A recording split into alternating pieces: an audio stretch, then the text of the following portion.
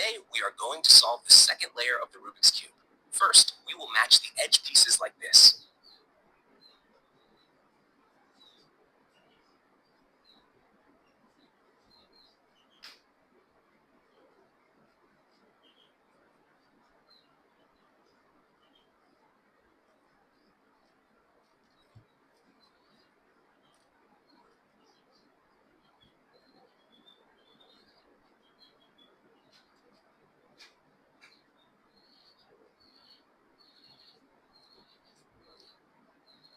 Then we will match all the remaining edges in the same way